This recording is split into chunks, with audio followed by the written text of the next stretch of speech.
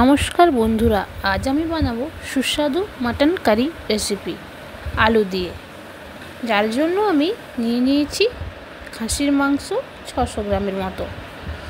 এরপর এর মধ্যে আমি দিয়ে দেব আদা, রসুন, লঙ্কা পেস্ট, সাথে পেঁয়াজও আছে।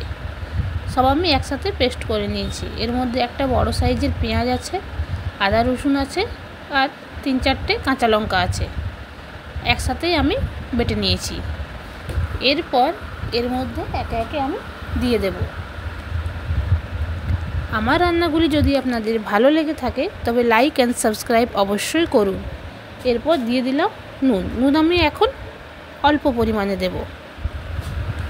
এরপর দিয়ে দেব আমি কাশ্মীরি লঙ্কার গুঁড়ো 2 চামচের মতো। এটি রঙের জন্য, ঝাল হবে না একদম। তারপর দেব হলুদ গুঁড়ো, এরপর দেব জিরে গুঁড়ো,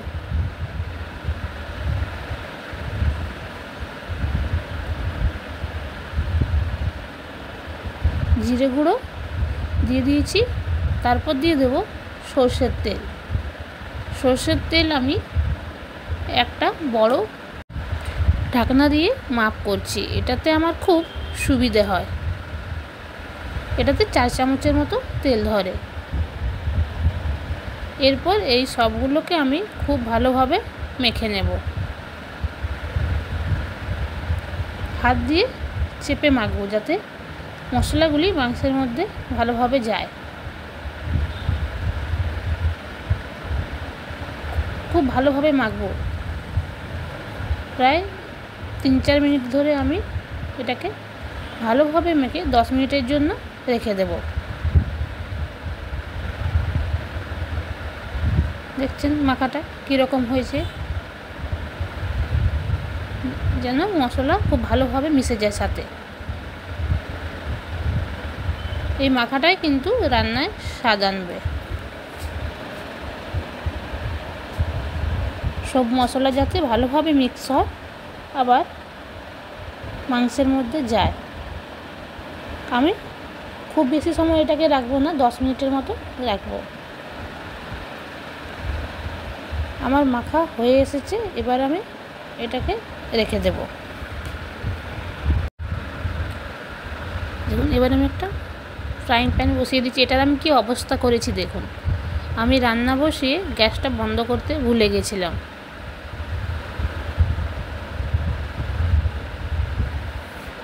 এবার দিয়ে দিলাম এটাতে 2টো শুকনো লঙ্কা ভেঙে, আর দিয়ে দেব গোটা গরম মশলা, 1 টুকরো দারচিনি, 2টো এলাচ, 2টো লবঙ্গ, আর জিরে, ধনে। আমি যেহেতু শুধুমাত্র মাংসের জন্যই করছি তাই পরিমাণটা কম দিচ্ছি। আপনারা একটু বেশি পরিমাণেও এটা বানিয়ে রাখতে পারেন। এটা কিন্তু সব রান্নাতেই প্রায় কাজে লাগে, স্বাদ কিন্তু খুব ভালো হয়। এগুলো একটু ভাজা ভাজা হয়ে এলে জিরে আর ধনে দিয়ে দেব।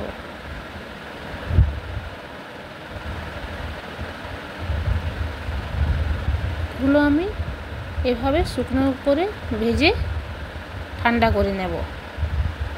তারপর গুঁড়ো করে নেব।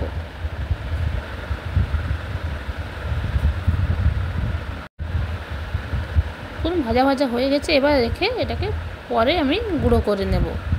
এবার কড়াইয়ে তেল দিয়ে দিয়েছি, তেল কিন্তু একটু বেশি পরিমাণেই দেব। তারপর আলুগুলো দিয়ে দিলাম। এই আলুগুলো খুব ভালোভাবে ভেজে নেব, একদম লাল লাল করে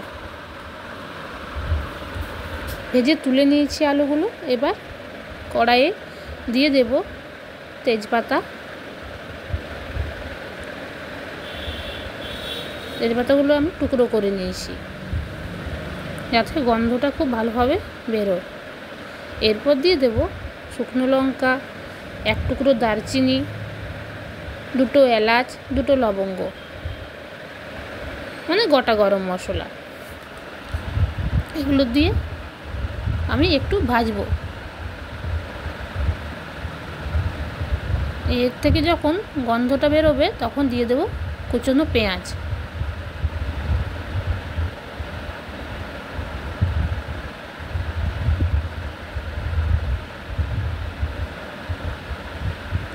তারপর দিয়ে দেবো 1 চামচ চিনি, যাতে পেঁয়াজে খুব ভালোভাবে কালার আসে।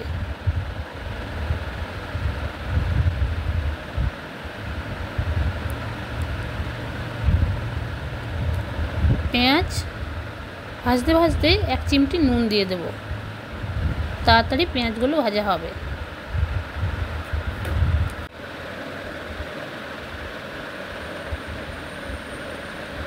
এরপর পেঁয়াজ লাল লাল করে আমি ভেজে নেব। পেঁয়াজ লাল লাল হয়ে এলে দিয়ে দিলাম টমেটোর পেস্ট। আমি 2টো টমেটো নিয়েছিলাম মাঝারি সাইজের।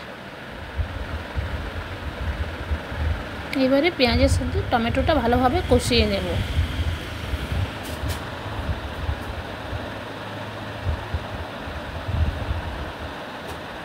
যা গন্ধ বেরোচ্ছে, এরপর কষানো হয়ে গেলে এর মধ্যে ম্যারিনেট করা মাংসটা দিয়ে দেব।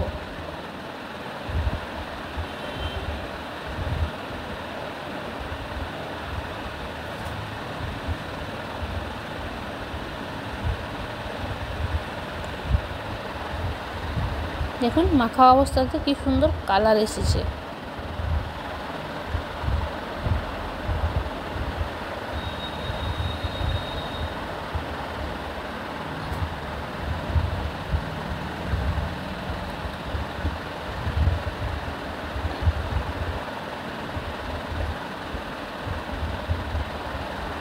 এরপর খুব ভালোভাবে কষাবো।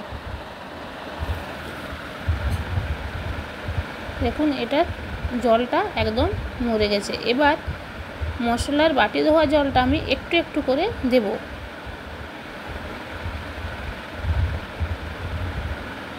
একবারে কিন্তু পুরোটা দেব না।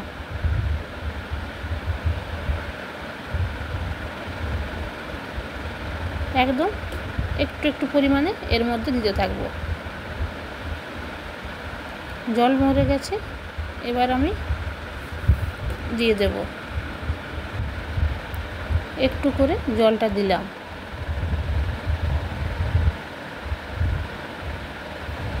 জলটা দিয়ে আমি আবার নাড়াবো। এই সময় আঁচটা কিন্তু মিডিয়াম রাখবেন, একদম কম করে দিলেও হবে না, আবার খুব বাড়িয়ে দিলে খুব তাড়াতাড়ি জল শুকিয়ে যাবে। তারপর আবার আমি বাকি জলটা দিয়ে দিলাম। এরপর দিয়ে দেবো 1 চামচের মতো কাশ্মীরি লঙ্কার গুঁড়ো। তারপর খুব ভালোভাবে মিক্স করে দেব। আমি কালারের জন্য এই লঙ্কার গুঁড়োটা দিচ্ছি, আর অন্য কিছু এটাতে ব্যবহার হবে না। হলুদ গুঁড়ো, জিরে গুঁড়ো আর এই লঙ্কার গুঁড়ো। এবার গরম জল দিয়ে দেব। জল দেওয়ার সময় দেখবেন জল যেন গরম হয়।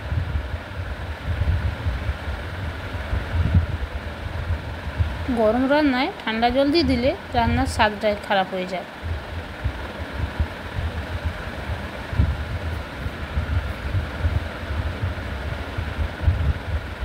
এরপর আপনারা কড়াইও রান্না করতে পারেন।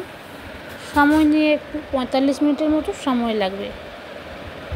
আর যদি তারা থাকে বসিয়ে দিন কুকারে। আলুগুলো দিয়ে দিলাম।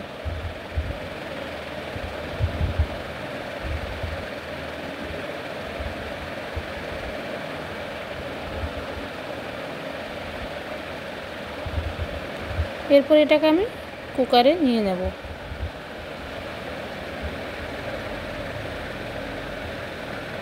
একটু ফুটে যাক, তারপর দিয়ে দেব। দিয়ে দিলাম নুন স্বাদ মতো। আপনারা যতটা ঝোল রাখবেন সেই স্বাদ অনুযায়ী নুন দেবেন।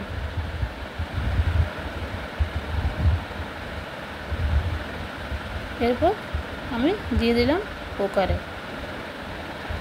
আমি আঁচে 3টে সিটি দেব, কারণ আমি অনেকক্ষণ ধরে মাংসটা রান্না করেছি, খুব বেশি আর সেদ্ধ হওয়ার প্রয়োজন নেই। তাই আমি 3টে সিটি দেব পুরো আঁচে, হাই ফ্লেমে।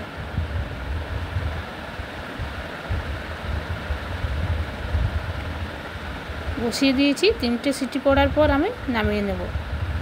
দেখুন খুলে গেছে, কি কালার এসেছে, আর তেমনি গন্ধ বেরিয়েছে এটা থেকে। এবার আপনাদের দেখানোর জন্য আমি এটাকে কড়াইয়ে নিয়ে নিলাম।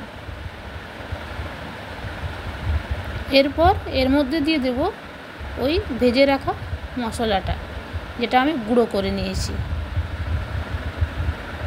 1 চামচের মতো আমি দিলাম।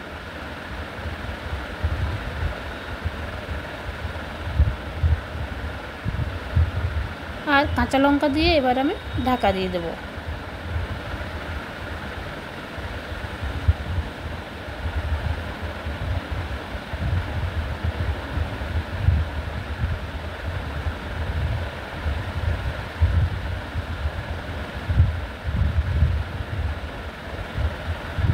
এবার ঢাকা দিয়ে দিলাম কিছুক্ষণের জন্য,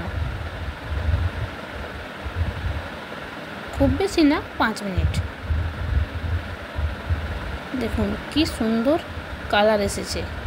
এবার আমি একটা বাটিতে নিয়ে নিলাম, গরম ভাতের সাথে জমে যাবে।